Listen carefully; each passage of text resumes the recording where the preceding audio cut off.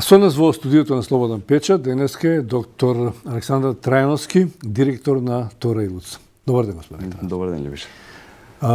Ако за момент заборавиме на кризата, ковид кризата, која ги одбележа последните 2 години, сите проблеми што настана, голем број на заболени, жртви, економска криза, отовареност на здравствениот систем, можеме ли да кажеме дека сепак медицинската наука и пракса во изминатата година, бидејќи е крај на годинава, имаше и своји сјајни моменти, пред се мислејќи на донорството и на некои трансплантации кои што главно се случија во средината на годинава.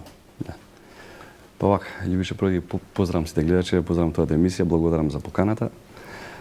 Секако дека медицината како наука мора да оди секогаш напред. Без оглед на све, без оглед на сите ковид кризи, мора да се развиваме, мора да се едуцираме. И после кризата, болестите остануваат. Болестите остануваат, ќе има доста хронични болести што ќе се третираат и понатака. Така да јас мислам и се надевам дека доаѓа крајот на ковид кризава, така да ќе може да се посветиме на нашата примарна работа, примарна дејност што ја вршиме и ние на клиниката на Тора и Луц, како и сите други мои колеги. Да, како што одбележа година? Напоменавте, значи да, имаше доста светли точки во оваа црна година за здравство од аспект на ковид кризата и за македонските граѓани. Можам да кажам дека примарно тоа беше на клиниката за ортопедија, трансплантациите, кои зазема еден битен дел од нашата клиника. Значи во време на ковид криза, во време на кога доста од клиниките беа претворени во ковид центри, меѓу кои беше и нашата клиника претворена во ковид центар, делот на травматологија, 3 месеци беше ковид центар каде што се изгрижува дел од најтешките пациенти кои беа захтевни за респиратор. Успеавме, значи, да направиме 4 експлантации и 8 трансплантации на коскено ткиво. Што мислам дека за време на ковид криза е огромна бројка и огромен успех за македонското здравство. Што значи тоа трансплантација или имплантација или експлантација и колку е тоа важно за кои болести најчесто се однесува?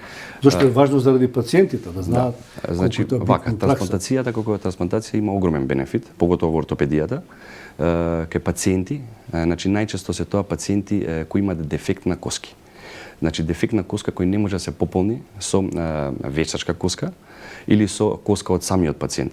Значи за тоа трансплантацијата и донорството зема токав замав за среќа, за бенефит на пациентите.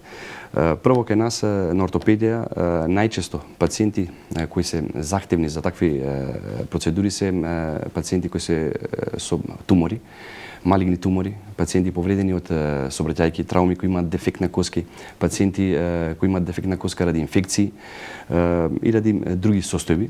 Значи бидејќи поради тоа најчесто, значи експлантираното ткиво кое го вадиме, го експлантираме од донорот, како што е сега моментално зема примена во трансплантацијата во тој дел на тие коски, тоа се најчесто долги коски, каде што фалат дефекти, каде што коската од самото тело на состојниот човек, значи не може да замени дефектот што фали. Затоа и трансплантацијата како трансплантација има огромен удел и за среќа има огромен бенефит за сите пациенти на кои што е тоа потребно.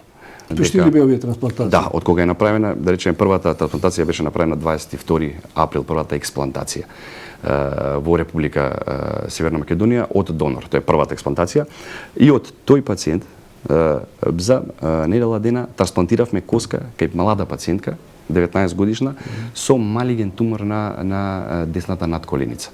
Значи, кој имаше дефект од околу 15 сантима, беше заменет со експлантат од донор. Пациентка која беше сугерирано, значи да се направи ампутација на тој екстремитет, успеавме ние на клиниката на ортопедија, предводени од професор Самарџиски, заедно да направиме за таа пациентка нешто што беше до тогаш невозможно. Значи прво да се спаси тој екстремитет, второ пациентката е сега добра, редовно доаѓа на контроли, се движи со помош на помагало, И се надевам дека понатака со физикална терапија ќе има уште подобар развиток нејзината состојба.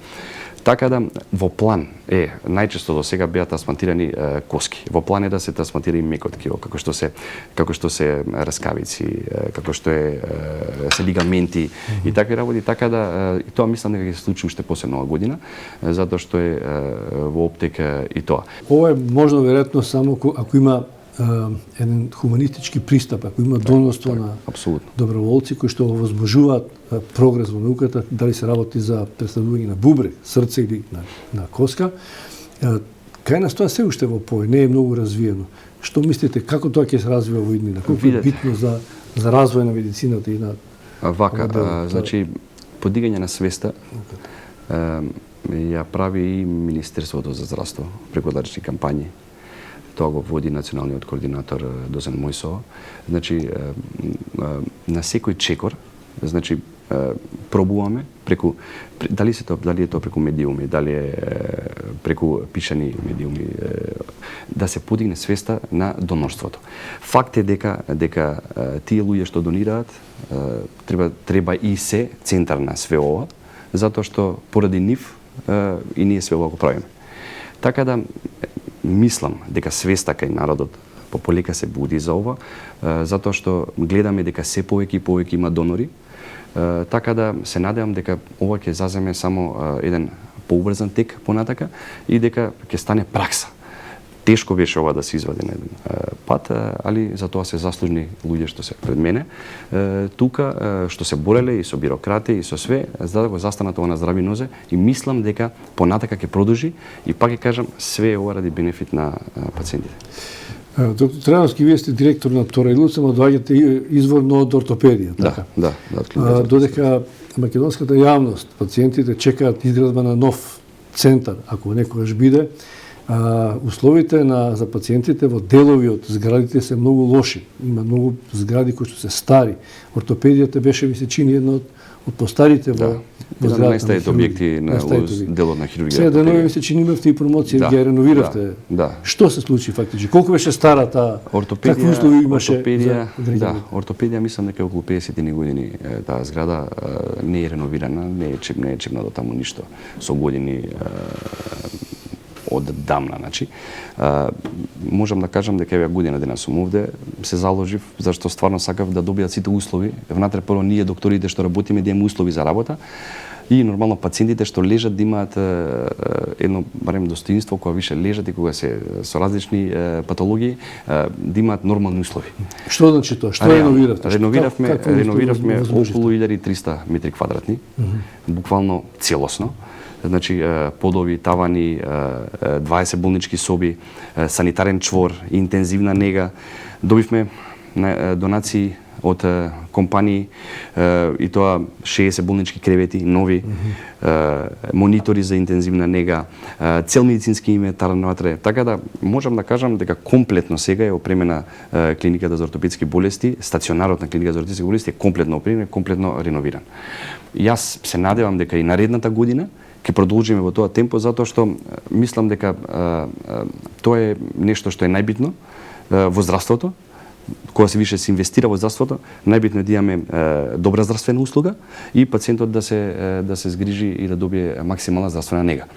Затоа наредната година ни е план да реновираме дел од ургентниот центар, дел од клиниката за травматологија кој остана нереновиран, тоа е едно крило и се надевам дека доколку биде све во ред со ковид кризата, ќе се реновира и Карил, затоа што више се обезбедени средства од владата. Значи само треба тоа да се имплементира и да се реновира затоа што Карил знаеме дека е интензивна единица каде што ги собира најтешките пациенти од целата држава, како Инка, значи и мислам дека заслужува да биде наредната година на прво место за реновирање од сите здравствени установи во нашата држава. Апел мој. Само уште едно прашање за крај, господин Трановски. Се наоѓате се во една лимба ситуација. Не може да останат старите згради, мора да се реновираат, а очекуваме нов клинички центар. Значи тоа е малку трошок, меѓутоа очекувате дека ќе се најде политичко решение за новиот клинички центар? Видете, јас секогаш И дали е тоа добро се направи? секогаш сум оптимист. Све што е ново е добро. Така да мислам дека ќе се најде решение и за новиот клинички центар и мислам дека ќе конечно ќе се изгради. Факт е дека зградите се стари. Факт е дека додека се изгради новиот клинички центар ќе помине време сигурно, така да пациентите мора да се лекуваат негде додека се изгради клиничкиот центар, така да и тие постојни згради мора да ги одржуваме и мора да ги реновираме. И затоа е така направено, затоа и инвестираме моментално, затоа што реално сите пациенти заслужуваат да имаат здравствена нега која што заслужуваат. Благодарам што имате гостини и посакувам успешна 2024 година со помалку пациенти, а подобри услови за пациенти. Љубише, благодарам на поканата и се надевам дека ќе направиме повторно некој интервју во блиски иднина. Благодарам што. Благодарам.